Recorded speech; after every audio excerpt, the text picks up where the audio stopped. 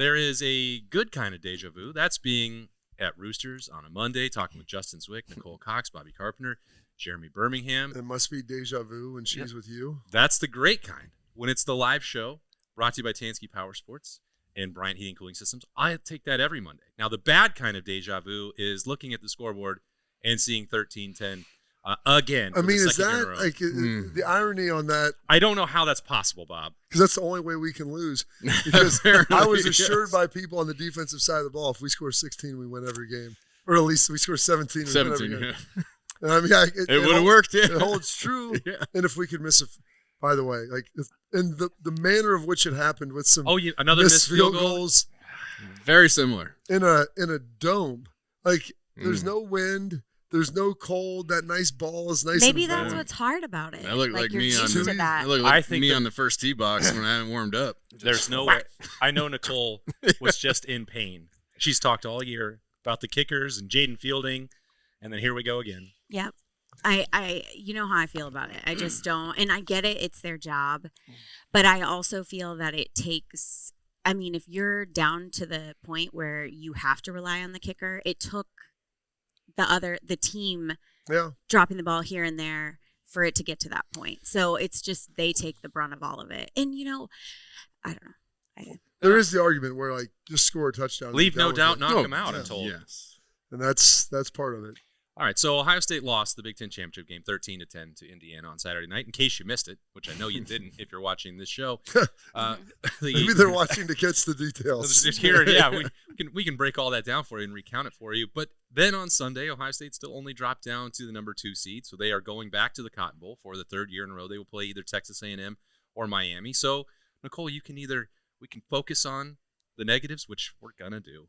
Or you can just look at the future and, like, Ohio State did figure it out after that 13-10 loss last year to Michigan, went on and won the national championship. Well, you guys, I'm on this show because I like to find the positive. That might happen. I like to find the positive. Balance us out. And I really feel, I know I've heard everyone say, like, they played poorly. I think we played a good team, and I also think that this was good for the team. I know it sucks to lose. At the end of the day, it does. But I think that it's a good reminder to the team, like, okay, I don't know, it makes you want that win that much more. Well, I think it's a lot easier for us to sit here and say this 13-10 loss, as befuddling as it was, certainly not as bad. In the way that we felt after the game last year and the loss to Michigan, where it's like, what is happening and how is Ryan Day proceed? All the conversation about his job security, like, this is very different. Ohio State went 12-0, and they only dropped 1 seed. Exactly. So if they get that wake-up call that you're talking about, it didn't actually cost them anything. It's not other than a little silver football. 6-5 Michigan team. This was a 12-0 team that was the number 2 team in the country who all year long. Yeah, they've looked very good. Like, this was, and I tried to tell people this. It was going to be I think my score was 28-20. I thought it'd be a little more high scoring, but this was not going to be a game where you'd be sitting back drinking a cocktail like Wisconsin circa 2014, where just party time scoring. Like, they're really good, and they force you to beat them. They do not make mistakes. It was the 11-year anniversary of 59-0. I kind of wanted to sip a cocktail on Saturday night, Bob. Instead, I didn't. I was up until 3 a.m. Sober. So was I. It was. I just also feel that if we were to get, like, if there's a rematch, like, if we end up playing them again, I kind of I like that we lost. Because then there's no way this would happen again. It's just, I like being in that position because then I just feel like you have a really good chance of winning it the second go around. Regain the edge. That's it. Find the edge again. And I think that it's there. There's plenty of things to teach and coach off of. There's a lot of good things. There's some things that maybe weren't so good. What's interesting is, like they said, we didn't run the ball great, but I don't think we ran the ball terribly either.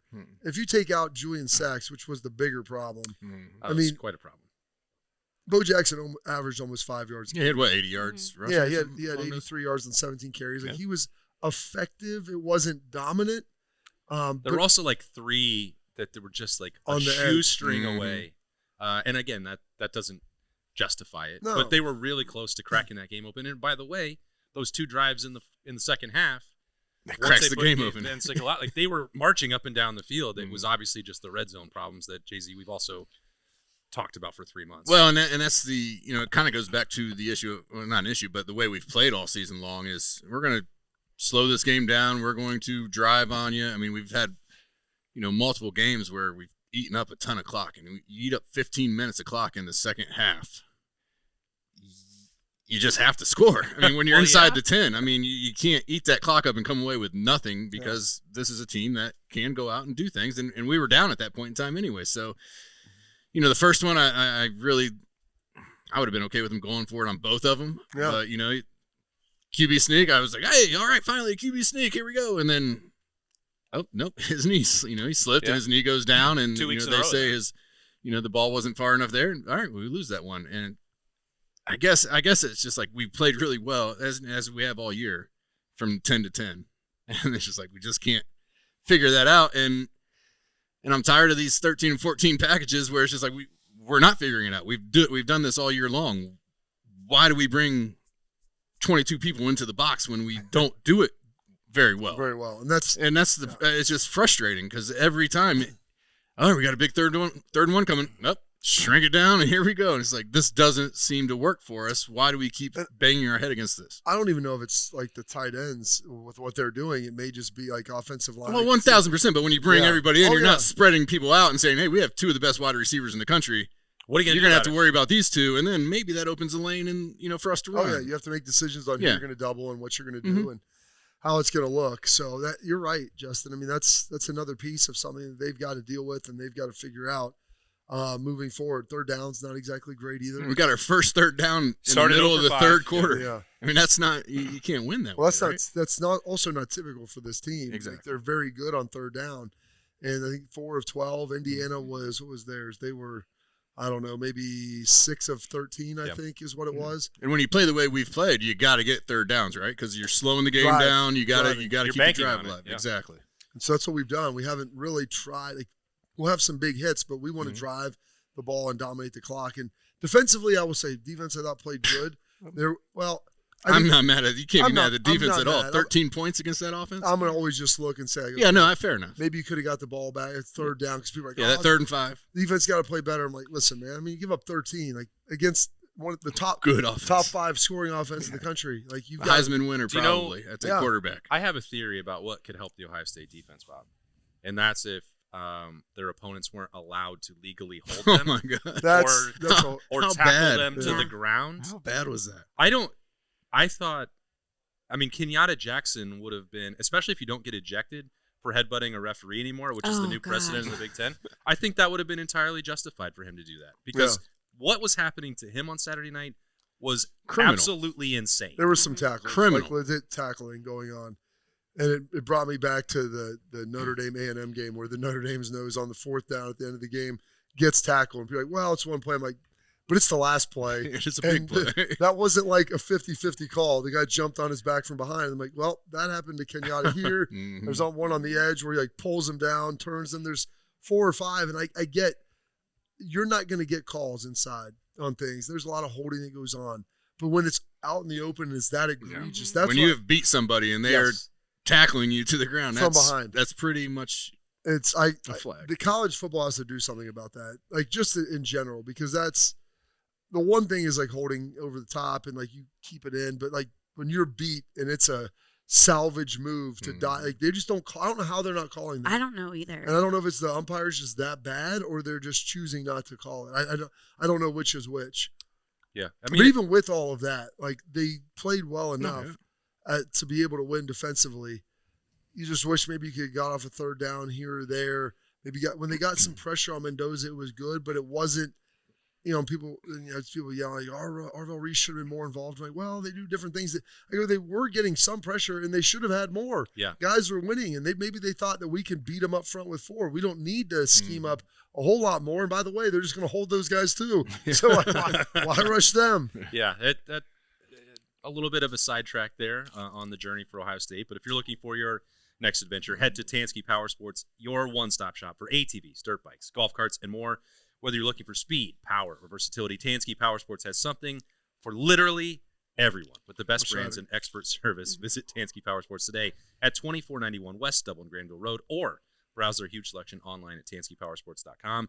Tansky Power Sports, where the adventure begins, and it will continue for the Buckeyes, as we mentioned, Nicole, in the Cotton Bowl. And if we're looking for silver linings, it's not the Rose Bowl. Well, and the Rose Bowl is fantastic, but the Cotton Bowl. What are you laughing really at? That's not Justin? what you said off camera, Nicole. What are you laughing at? No, it is incredible. I feel like everybody should go to the Rose Bowl. It's once. beautiful. I really do. It's beautiful. From when you're hosting people on a logistical standpoint, it's just getting there, getting back. So those things, but it's still an incredible event. But I'm very excited we're going to the Cotton Bowl. Well, now it's easy to get in. Texas. It's just one time zone. Familiarity, Bob. It's set up. Familiarity. The Hilton Anatole is a big, nice hotel. I mean, there's a lot of food. Like and there's a lot of things to do around like the hotels that people are staying at, which is really fun. I'm fine with it. Just it's like home away from home. And I know there were some questions, Bob, throughout the weekend, and I talked to Ross Bjork about what would be the preference? Where does Ohio State want to go if you're the top seed? What spots would be ideal? I think for Ohio State, you look at this, you're going to have to beat 3 really good teams no matter what.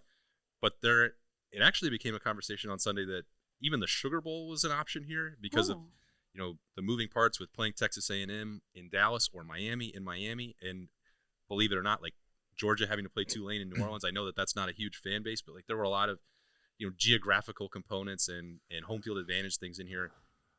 Jerry World is like a home game for Ohio State, so even if they're playing Texas A&M, I don't think Ohio State had any concerns about that path, and if they can win that one, going to the Fiesta Bowl after that.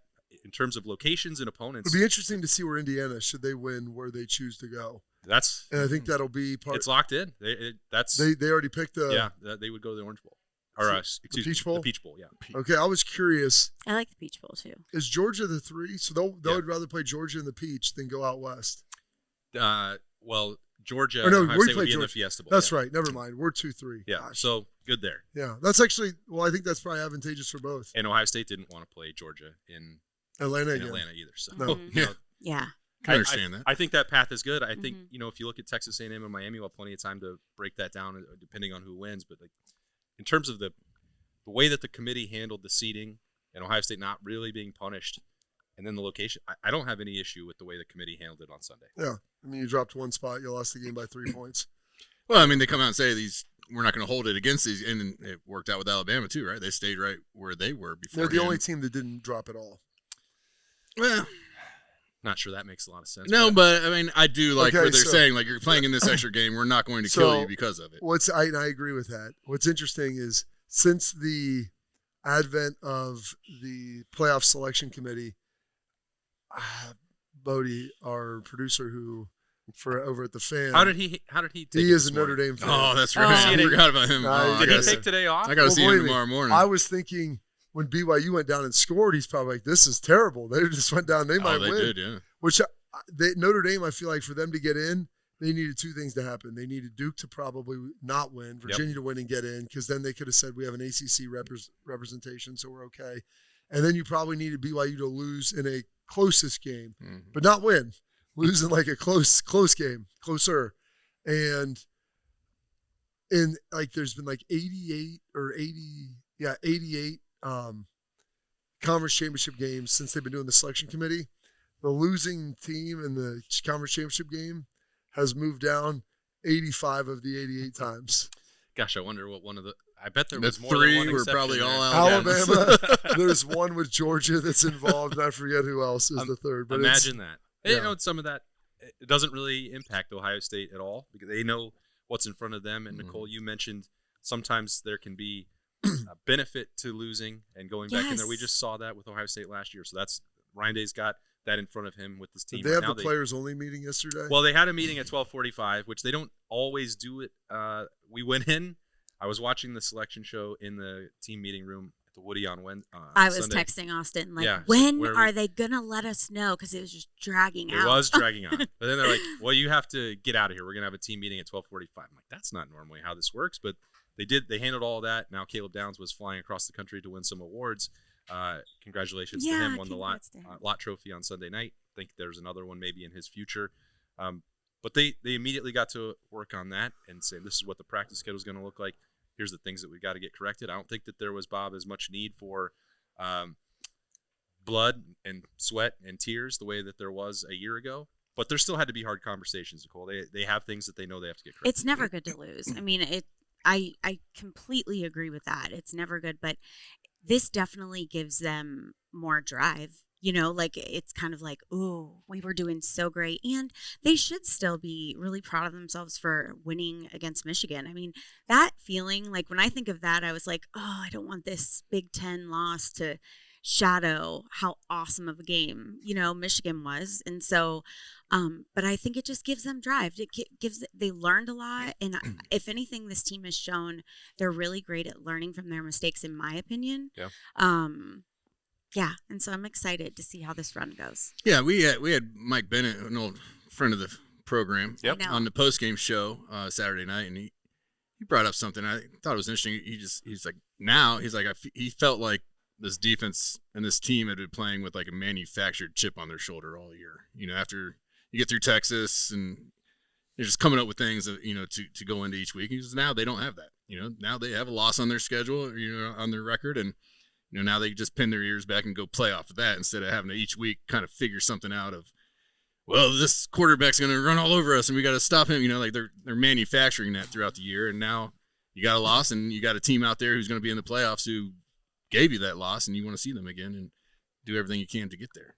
Yeah, it's interesting that Mike raised that point because Kenyatta Jackson talked on Wednesday night. He's like, we're still just a bunch of nobodies. And it's like, I'm not sure that you can actually make that claim. You look at the All Big Ten team and all the major awards, like Ohio State swept them all, and the Silver Bullets have been awesome. I agree that there is some of that is manufactured, but that can't be the case now, Bob. I mean, they know the situation. They've got it, and defensively they still played well, but like it's always nice to have something to be able to coach off of and to be able to find something in there. Like, you know, pain and regret is a terrible thing, and so these guys now get to look at this, and you got plenty of time to think about it. Yeah. So, Ryan, was it 24 days, I want to say? You're got New Year's Eve, so. Yeah, 24 days until they play. I mean, so you've got time to let this marinate a little bit. Especially with the break. Sorry, Bob, I didn't mean to interrupt. But I just think, like, you guys were saying about how last year the teams that had a bye, they all struggled. So us coming off a loss, I think, is going to also be an advantage. Whereas, you know, with the break, I think it'll be good for them. You got to manage that. I mean, how do you stay sharp over this stretch? Well, I think you downshift for a week, and those guys come in. I think they're going to have, you know, some lifts. I think they'll have a practice later this week. Get everybody moving again. And then you get into it, and you can probably do like a week of spring ball-esque training. Mm-hmm. You know, it's super physical for the young guys, but even some of the older guys, like, we're going to lift hard, we're going to train hard, we're going to get back into this. Give us, you know, 5 to 8 days of that, and then we can kind of get into an extended prep period where then we can start looking at, you know, the team. But, you know, you start, 24 days. So say you take this, you know, most of this week, you start again next week, so that's 7. That's going to cut you down to 17. You can take those first 7-8 days and really lean in hard on training, give the guys a day off, and like, all right, now we're still got a day plus. And believe me, when you do that stuff, you're still sprinkling in things. But the other thing is you don't know who you play until, when do they, the 19th? Next weekend, yeah, a week from Saturday. Do they play, but when's Miami and A&M? That's Friday night, right? Is that? I didn't even look at that. I thought it'll be not this weekend. It'll be next weekend, though, right? Yes. Yeah. So it's next. Yeah, I thought last year we played on a Saturday. But there's one game on the Friday 19th. night. So that tells you how little we were paying attention. Yeah. There's the two best games are Friday night and Saturday morning. Okay. Or Saturday at noon. Those are the two premier. Did we play Friday at Tennessee last year? Or when Tennessee came here? Was that Saturday? That was Saturday. That was Saturday evening. Notre Dame played. Notre Dame, Indiana was Friday night. So those are the two big games. The thing this year is, I don't know why ESPN was giving up those night windows, I guess, since Ohio State wasn't in it. They didn't want to go against the NFL. So they took the first two, TNT as the second two, which are going to be Oregon and JMU, and then Ole Miss and Tulane. No need to watch those. Yeah. Those are going to be bloodbaths. They're double-digit spreads. One of them's got a 2 on it. Yeah. But that's the way it goes. That's the format we got. So once you find that out, then you can really dive in. And when you're playing Miami and A&M, it's not like it's A&M or it's not like it's Ole Miss and Tulane. Like you need to probably prep for both a little bit. I mean, the lines are within a score, so there's a very real chance that Miami could win that game. Yeah, you know what else you can dive into on an appetizer Threes day, Bob? The best. This is what you need after a tough weekend. Ooh. The Mott stick. Let's make it feel all better really inside. They really do. It cures everything. $3 all day long, crispy on the outside, gooey on the inside. They are so good. The side of marinara sauce, you dip them in there. They just taste like home. No, you could also combine that, Nicole, by coming in and getting some stocking stuffers, some Roosters gift cards. You guys, we have our gift card promo. Let's go. For every $50 you spend, you get a $10 Rooster Buck. So it's like give a gift and receive. And then you could take that $10 for yourself. You would come in to your local participating Roosters. 3 orders. So you could buy 3. That's 3 baskets of hot sticks. Yep. And I don't know what else you needed. Let's party. I mean, that's I'll it. tell you what. What else? What else is going on? You're very busy I would preparing need for a the nap Cup. after 3 baskets of hot sticks. What else is going on at Roosters? Just the holidays. We're very excited. We're super appreciative to all of our guests that have given us like another great year. Very grateful, and just preparing for this game. Yeah, it's going to be awesome. Yeah. I know you love Texas. You guys I open do. on New Year's Eve? Yes, because of all the games. Okay. Yes. Well, especially and now. No. I need to check on that because New Year's Eve I need to look at our hours and see because we do close earlier Like 6, usually. probably. We do, but 5. now with the game, Game starts at 7:30 Eastern time. Okay, so. then I'm almost positive we're open the entire day. Sorry, guys, I didn't look at that before today, but It's the Buckeyes. Subject to It'll change, be like but- a party. yeah, the playoff games, like we used to be closed. We would close at 4:15 was like last call on New Year's Eve, and then we were closed on New Year's Day, and then once the game started on New Year's Day, we are open all day. Yeah, you got to have Roosters because nothing You gotta goes have a place to together go. Yeah. quite like Roosters and Ohio State. My football, family ate at Roosters 3 days this week. Yeah? Yeah. It's a heck of a And week. I work there. And, I'm and Bronson jealous. would have gone again last night. They're trying to keep up with Birm. The menu is so wide and expansive. You can get anything. you. That's Thanks, great. guys. When Birm It is in good. town, he eats at Roosters every single day. So, They're putting one in That's Toledo so for him, sweet. so it'll be oh, close. they already did. Yep. Yeah, he's keeping them in business. There's no doubt about that. All right, so that's all going on. A lot more to discuss as we break down Ohio State's loss to Indiana and looking ahead to the Cotton Bowl when we roll right along here. Easy for me to say on the live show at Roosters, brought to you by Tansky Power Sports and Bryant Heating and Cooling Systems. Roosters has been so fortunate. We just want to be able to give some of that back to the community. They donate to organizations that are near and dear to their heart, and we're so fortunate to have been with Roosters now for a long time. They will always go above and beyond to help support our foundation to further help veterans. It's just a wonderful feeling to know that Roosters supports the Buckeye Cruise for Cancer. All the folks at Roosters are just genuinely kind folks, and they want to make a difference. Thank you, Roosters Foundation. Thank you, Roosters. Thank you, Roosters. Thank you, Roosters Foundation. Precision engineering, rigorous attention to detail. A Bryant Evolution heating system is so well designed, it's as much of a joy to install as it is to use. Good to go. Bryant, whatever it takes. To make sure your family and home stay comfortable, contact Airflow Heating and Cooling at airflow.com. Welcome back into the live show brought to you by Tansky Power Sports and Bryant Heating and Cooling Systems. And Birm is here. Hey. And I can tell you, maybe Monday is better, but the weekend, it was a rough one. It's just good to see you here, It was buddy. Okay, so here's Glad the you thing. made it today. We talked about that game a little bit last week, and on Monday I was like, it doesn't have to be close. If Ohio State plays their game, and I still think that if Ohio State just scores 3 touchdowns in the red zone instead of a field goal and 2 drives without points, You get maybe a score before half, and then it's you don't even even have to. 13 You to don't 6. even have to. Yeah.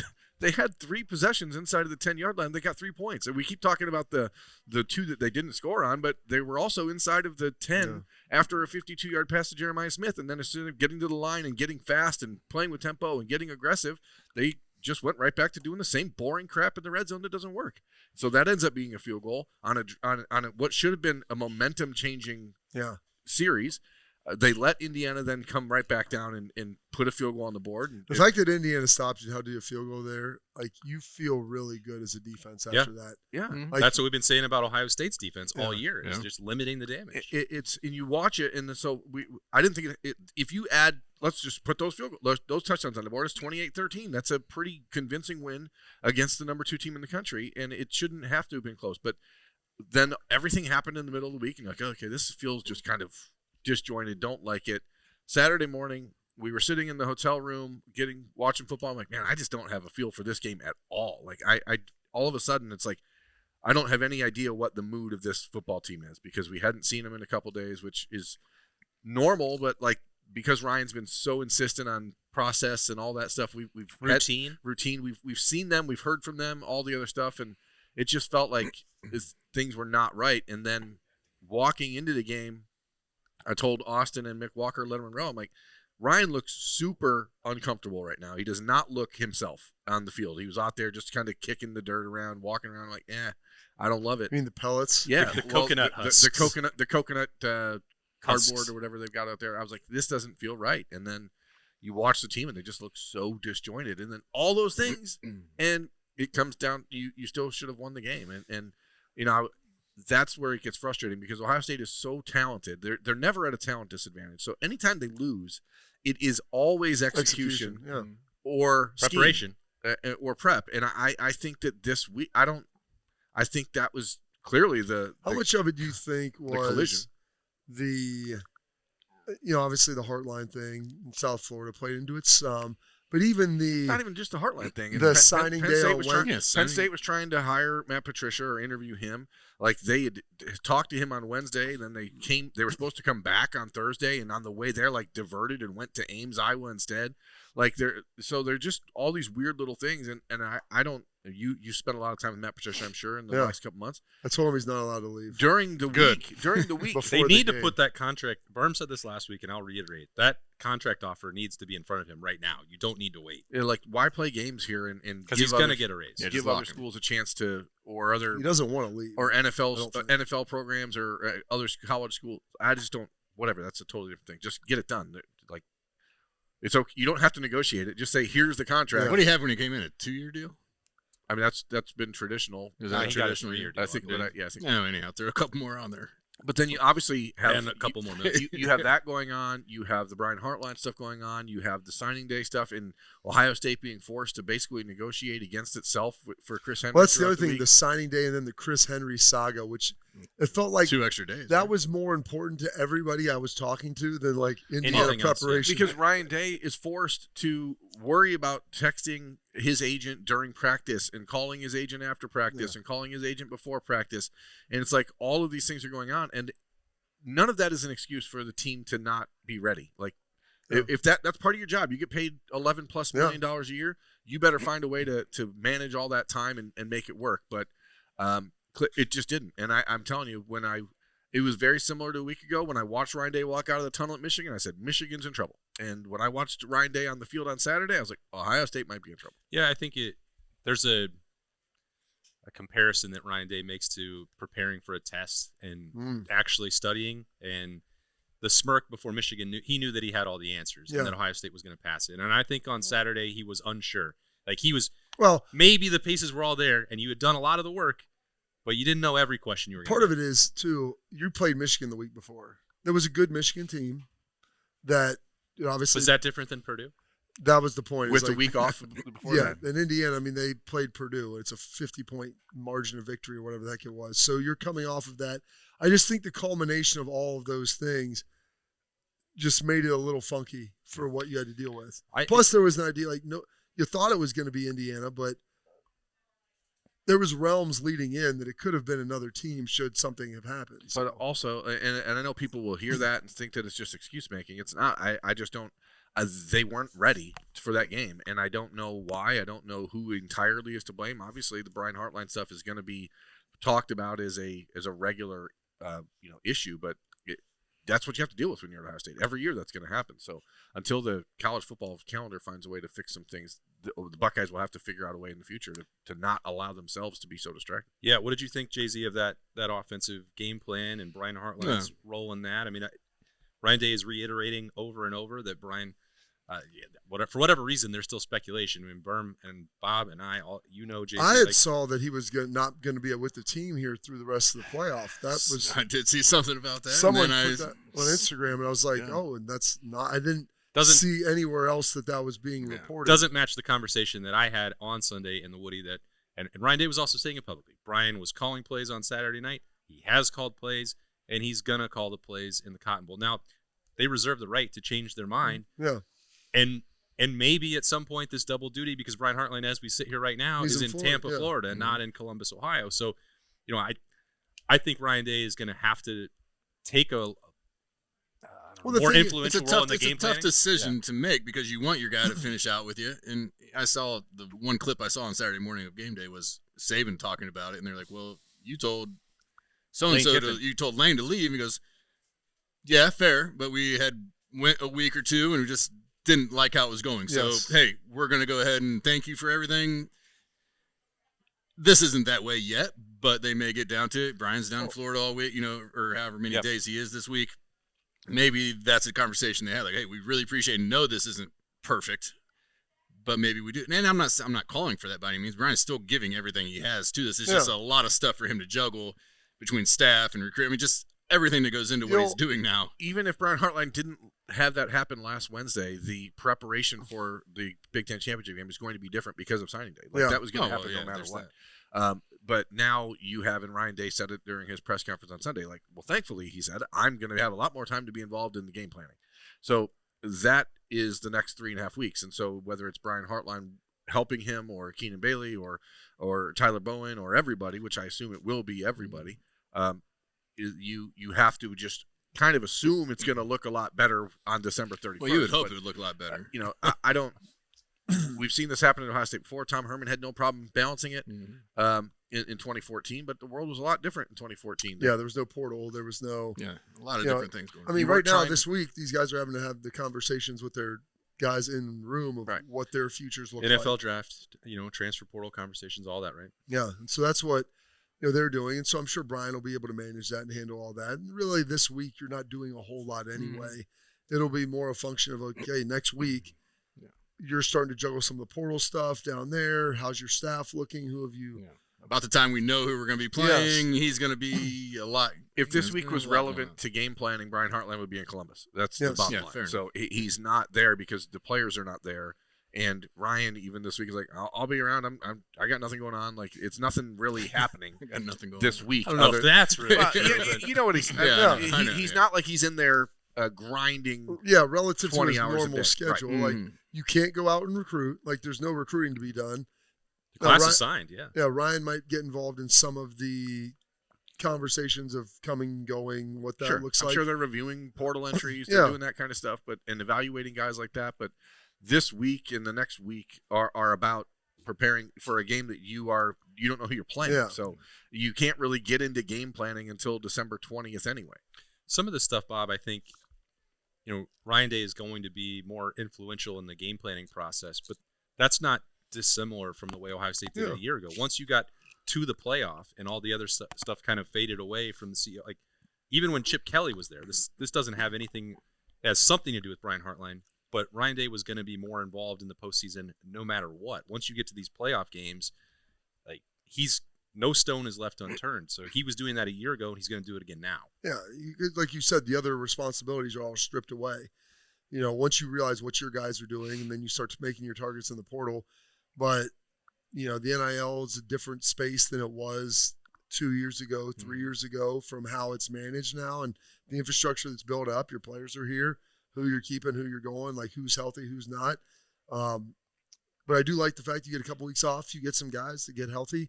Everybody looked good on Saturday night.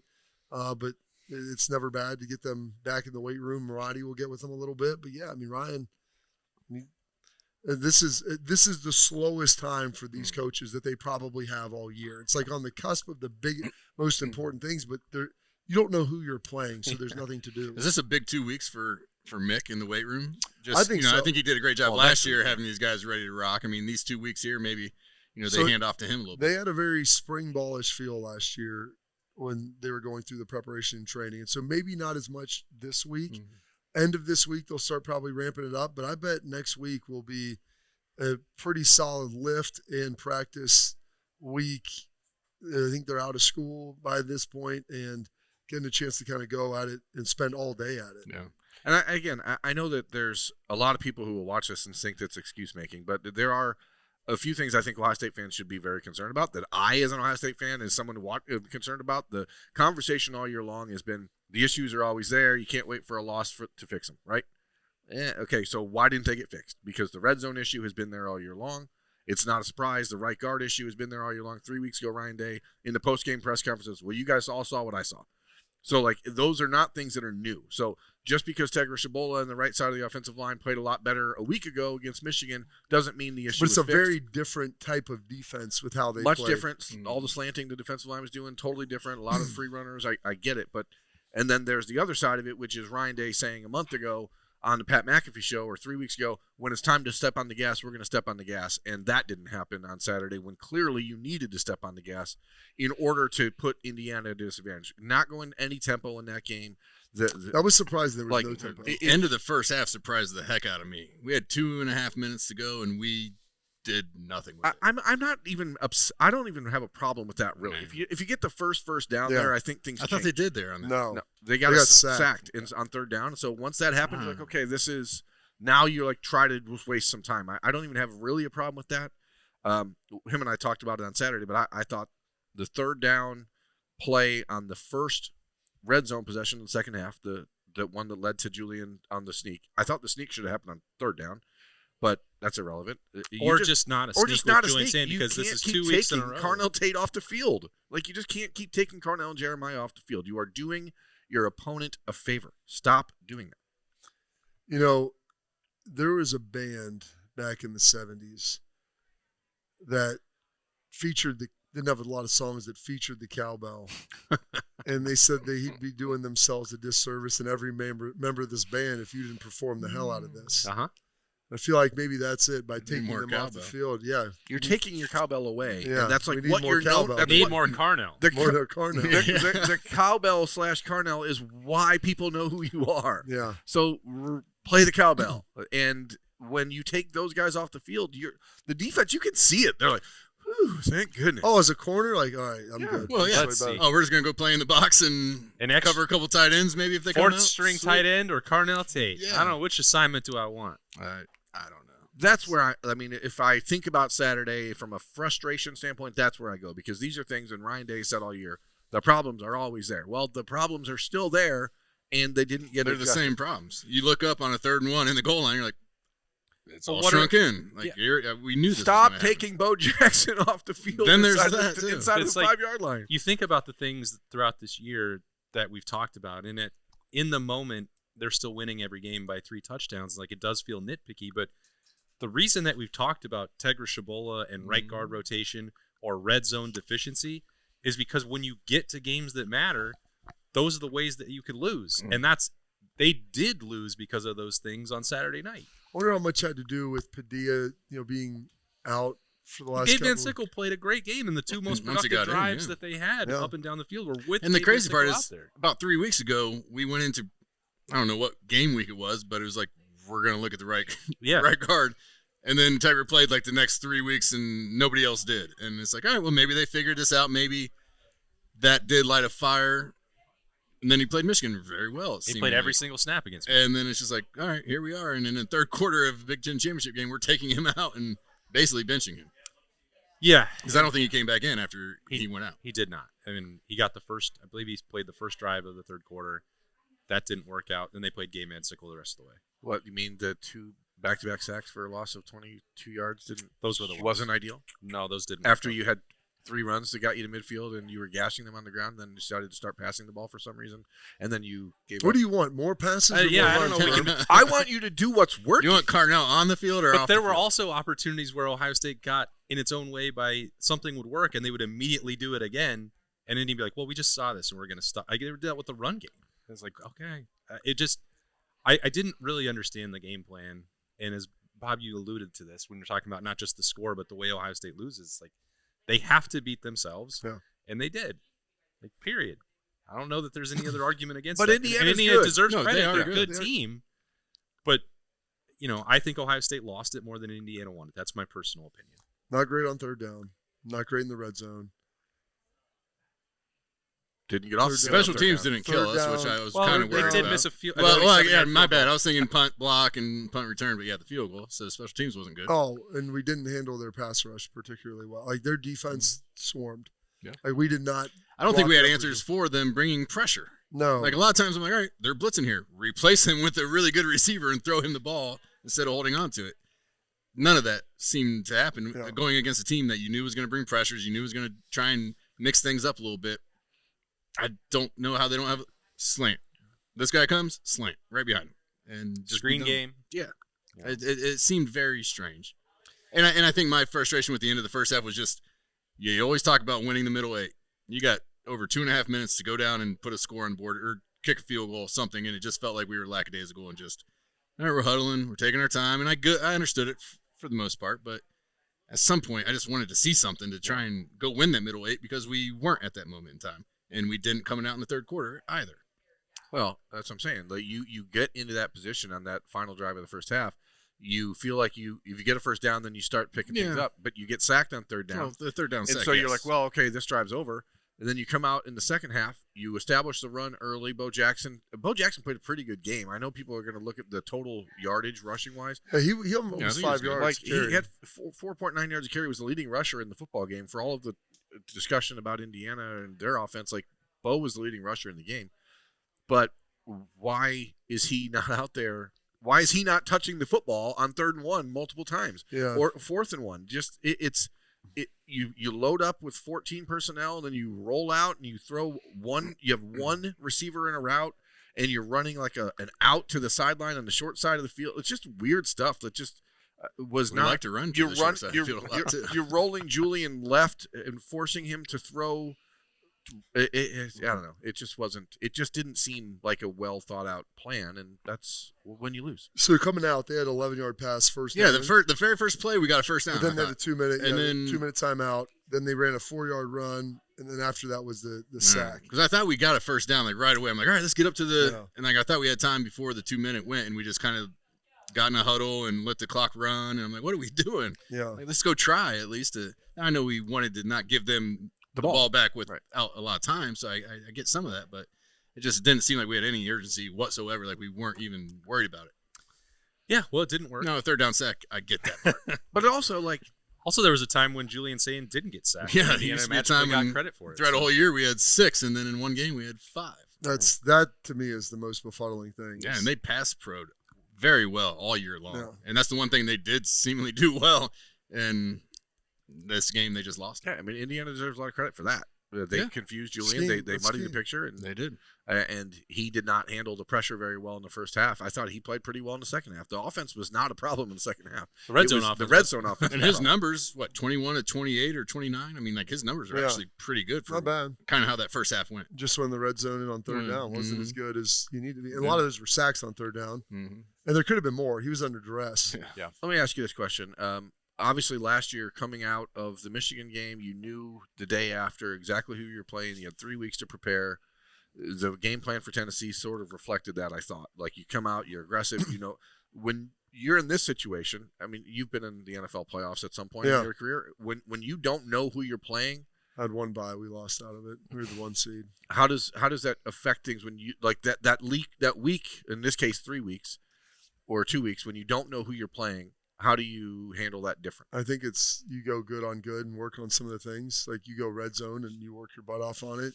You do some 3rd down. You have your defense scheme up some stuff. Like play us how Indiana played us. Mm-hmm. Let's go do some of that. Mm-hmm. Move around and challenge our offense significantly. I'm guessing that those will be some of the things that you'll get to. And try to work and kind of hone back in on some fundamental stuff that you've been maybe